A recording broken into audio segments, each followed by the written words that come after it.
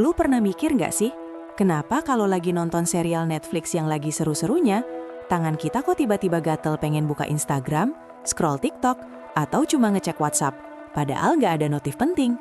Aneh kan? Kayak ada dorongan tak terlihat yang narik-narik perhatian kita. Nah, ini bukan cuma gue atau lo aja yang ngalamin. Ternyata ini fenomena psikologi yang lagi ngetren di era digital. Dan paling parah dirasakan sama Gen Z. Konon katanya, Gen Z susah konsen gara-gara HP. Emang beneran separah itu? Mari kita bongkar bareng di Fakta First. Coba bayangin, kita itu kayak lagi di warung kopi paling ramai di sedunia. Di sana, semua orang nawarin kopi paling enak, teh paling wangi, dan gorengan paling garing. Mereka semua berebut perhatian kita.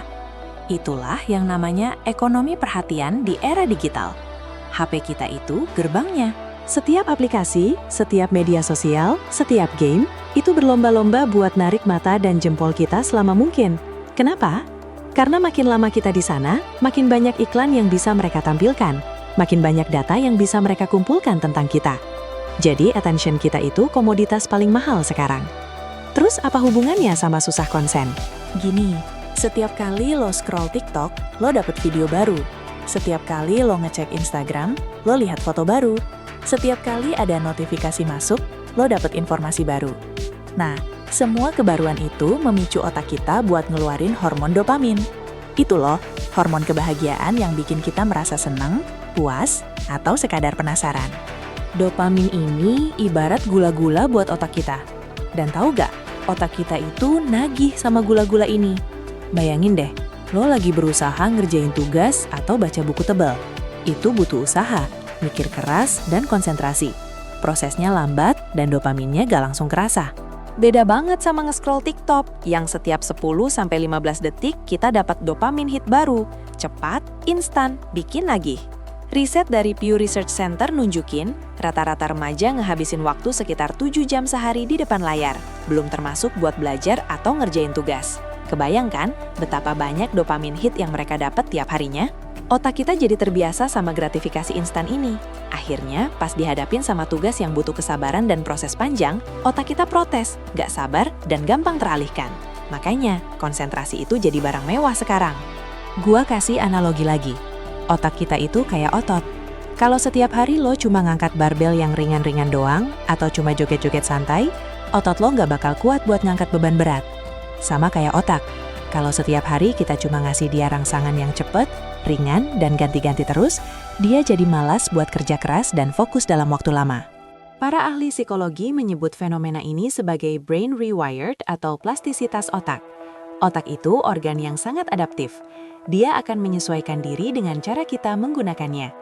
Kalau kita sering ganti-ganti tugas, sering pindah fokus dari satu aplikasi ke aplikasi lain, otak kita jadi terbiasa dengan multitasking semu ini.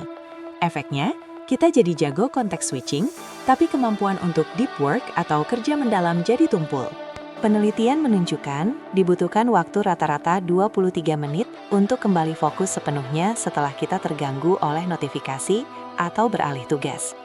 Artinya, kalau lo lagi nulis laporan terus ada notif WhatsApp, lo ngecek sebentar, terus balik lagi ke laporan, lo kehilangan hampir setengah jam produktivitas.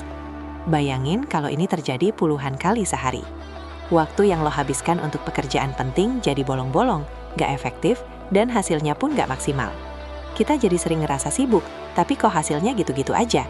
Nah, itu dia. Otak kita udah terlatih untuk meloncat-loncat, bukan menyelam. Kemampuan untuk merenung, menganalisis mendalam, dan memecahkan masalah kompleks itu jadi terkikis. Ini bukan cuma soal gadget, tapi siapapun yang hidup di era digital ini. Kita semua beresiko kehilangan seni deep work ini. Selain masalah konsentrasi, HP dan media sosial juga punya dampak gede ke kesehatan mental, terutama buat Gen Z. Ada yang namanya FOMO, Fear of Missing Out. Rasa takut ketinggalan sesuatu yang seru, yang lagi hits, atau yang lagi dibicarain teman-teman. Lo pasti pernah kan, lagi di rumah santai, terus lihat story teman-teman pada nongkrong seru di kafe. Langsung deh ada rasa gak enak, pengen ikutan, atau minimal ngepoin terus apa yang mereka lakuin. FOMO ini diperparah sama budaya perbandingan sosial di media sosial. Semua orang cenderung menampilkan sisi terbaik dan paling bahagia dari hidup mereka. Feed Instagram penuh dengan foto liburan mewah, pencapaian keren, atau wajah glowing tanpa celah.